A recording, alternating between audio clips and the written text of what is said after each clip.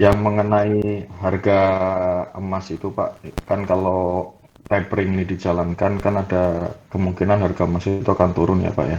Enggak. Nah ini Apa untuk dasarnya prospek, dikatakan bahwa kalau tapering dijalankan harga emas akan turun? eh, banyak investor-investor besar atau dana-dana besar itu akan dialihkan ke sektor-sektor yang bisa mendapatkan gain yang lebih besar Pak, gitu Pak. Gain yang lebih besar itu contohnya apa? Mungkin di pasar saham Pak, malah lebih masuk ke situ. Hmm, oke, oke, lanjut pertanyaannya. Oke, nah nanti untuk prospek saham harta itu bagaimana ya Pak ya? Kan kalau dilihat dari segi laporan keuangannya itu terus bertumbuh ya Pak. Nah itu Bertumbuh untuk kemana-mana. di harga sekarang apakah sudah bisa masuk gitu Pak? Oke, ya saya jawab Itu ya. aja mungkin Pak. Oke, lanjut. Nah, pertama soal harga emas ini dulu ya. Nah, sebenarnya harga emas ini dalam jangka panjang ya. Saya kasih lihat chartnya dulu deh ya.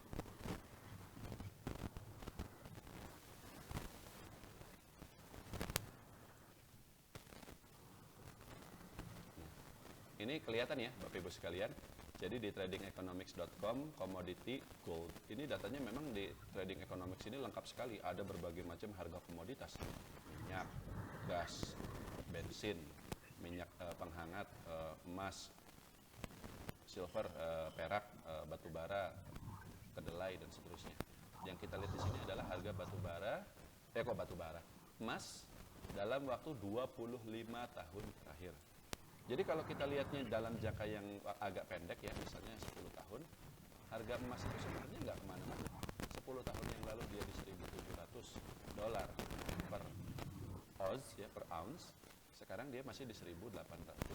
Tapi kalau kita lihat 25 tahun terakhir dia naik. Ada sempat turun tapi habis itu naik lagi gitu.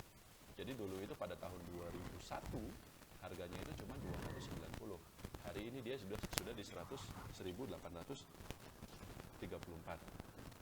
Nah, kemudian yang kita mau lihat juga adalah di sini.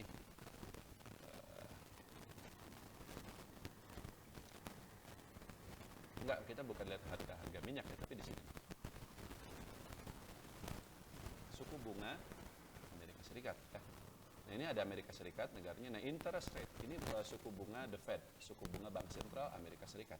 Kita lihat dalam waktu 25 tahun terakhir bagaimana. Nah, ini juga sama ya. Emas kita bisa lihat di sini datanya itu sejak tahun 2000 bahkan tahun 97 apa namanya? Fed rate ini juga dari tahun 97 2000 nih. Kita lihat di sini 2000, 2004, 2008 dan seterusnya. Dari sini kita bisa lihat Pak bahwa dalam jangka panjangnya 25 tahun terakhir suku bunga The Fed itu cenderung turun. Cenderung turun. Tapi ada masa-masa di mana dia naik. Contohnya antara tahun 2004 sampai tahun 2008. Kelihatan nggak Pak Chandra? Di sini kelihatan nggak? Ya kelihatan Pak, Nah, kelihatan Pak. jadi antara 2004 sampai 2008 itu bukan harga, suku bunga naik. Bagaimana harga emas pada periode yang sama? 2004 itu berarti di sini kan sekitar 290. 2008 itu berarti di sini. Nah, sini. Apa yang terjadi Pak harga emas pada periode yang sama? Naik atau turun? Naik itu Pak. Naik. 2004 dia masih di 300-an, di 2008 dia masih di 800-an sekian. Jadi bukan masih 800. mencapai. Jadi justru naik 2 kali lipat ketika suku bunga ini naik. Habis itu suku bunga turun lagi ya, turun sampai mentok di 0,25%. Nah, ini itu tadi.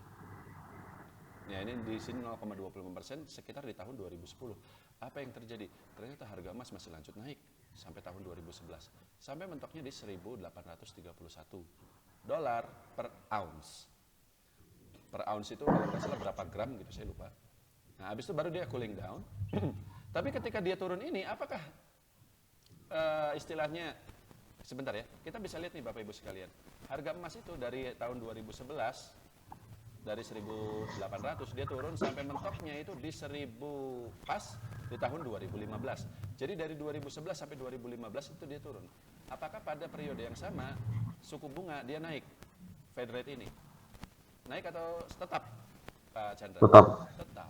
Tetap. Jadi sampai tahun 2016 dia tetap di situ. Begitu 2016 ini baru dia naik lagi nih. 2016 ini dia naik lagi. Nah justru pada tahun 2017-2018-nya ya, ini kan dia naik sampai tahun 2019. Jadi dari 2016 sampai 2019 dia naik. Emas ini kemudian dari 2016 dia mentok di 1000, 2019 apa yang terjadi? Naik, Pak. Naik, Pak. Kesimpulannya apa?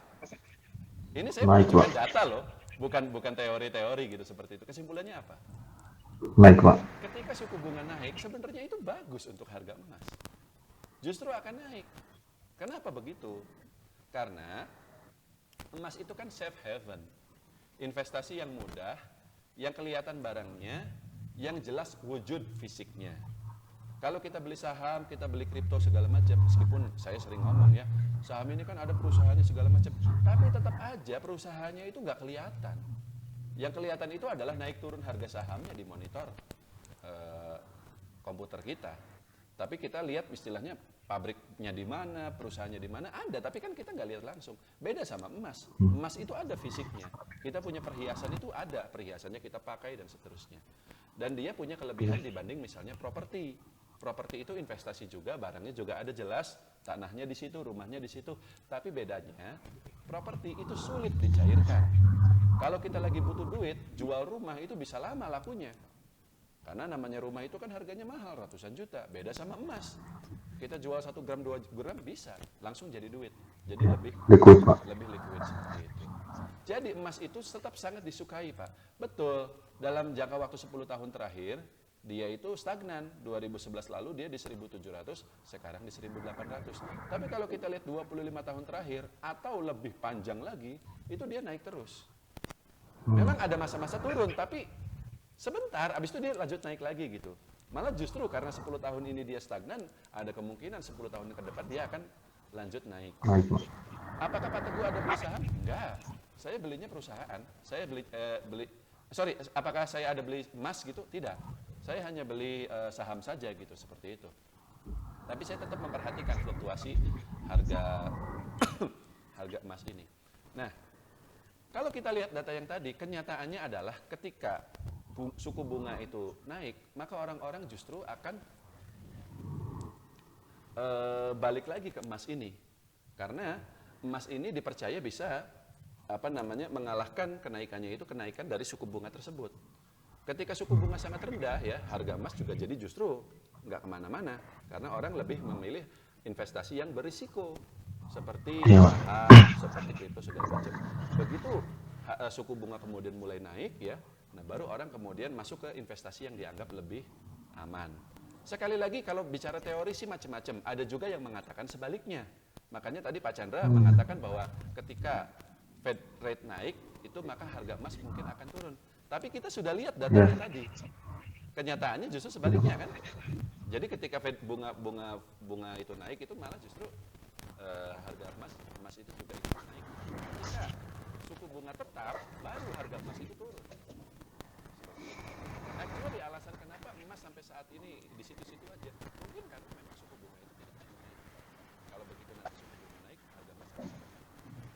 Sekarang kita ke soal harta, ya, harta dinata abadi. Dia perusahaan apa sih Pak Chandra? Dia itu apakah produksi emas atau produksi perhiasan emas? Karena itu dua hal yang berbeda. Perhiasan. Apakah dia menggali emasnya sendiri? Dia punya tambang emasnya sendiri? Tidak. Tidak. Jadi dia itu beli emasnya dari perusahaan produsen emas. Siapa? Iya. Atau itu loh, apa namanya? Archie, tahu? Archie? Iya, Pak. Archie yang punyanya grup Raja Wali itu juga sama tambang emas, dia punya perusahaan swasta. Jadi dia beli emas, dibikin perhiasan lalu dijual. Jadi dia itu tidak memproduksi, dia itu lebih ke perantara, perdagangan. Artinya apa? Kalau harga emas lagi naik, sebenarnya bisa jadi dampaknya jelek untuk harta ini. Karena nanti biaya produksinya lebih mahal. Dia beli dari Antam, dia beli dari Archie, harus bayar lebih mahal untuk jumlah emas yang sama. Tapi di sisi lain kalau harga emasnya lagi naik seperti itu, harga perhiasannya ikut naik juga kan? Yang dia jual ke konsumen akhir naik juga. Ya jadi sebenarnya sama aja. Jadi sebenarnya sama aja. Demikian pula ketika harga emas lagi turun. Harga jual emas ke konsumen akhir turun. Tapi harga beli emas dia dari Antam turun juga. Jadi sama aja, nggak ngaruh, Pak. Harga itu baru kinerjanya dia akan turun kalau omsetnya dia itu turun. Misalnya orang nggak minat lagi gitu sama emas. Udahlah sekarang kita beli kripto aja, sekarang kita beli saham aja. Tapi apakah sampai hari ini emas itu nggak laku? Enggak, Pak. Enggak, Pak. Orang Tetap laku. tetap laku. Orang sangat berminat dengan emas. Nah, karena ya balik lagi ya, kalau kita mau main saham, kripto, pusing lah. Belajarnya, apanya segala macam. Emas itu nggak usah belajar, nggak usah apa, tinggal beli, simpen, dan masih bisa dipakai juga kan. Emang bisa kita istilahnya kemana-mana itu apa, pasang gitu di jidat kita gitu, kita pegang BRI di harga segini, nggak bisa. Tapi kalau misalnya emas itu kan kita bisa pakai cincin, pakai gelang ya. Saya sih nggak pakai perhiasan sama sekali, tapi istri saya itu banyak itu pakai perhiasan. Nah jadi naik turunnya harga emas sebenarnya tidak berpengaruh bagi harta. Kalau ke Antam mungkin iya berpengaruh. Kalau ke Archie iya berpengaruh. Sama satu lagi, Merdeka Copper and Gold, tahu?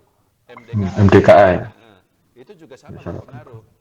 Tapi kalau ke harta tidak. Dan yang kita tahu harga emas kemungkinan justru akan naik. Jadi kalau misalnya ya produksinya naik tapi harga jual ke konsumen naik lebih tinggi, harta akan diuntungkan actually sebenarnya. Lebih profit ya, Pak ya. Nah, kenapa sahamnya nggak jalan-jalan?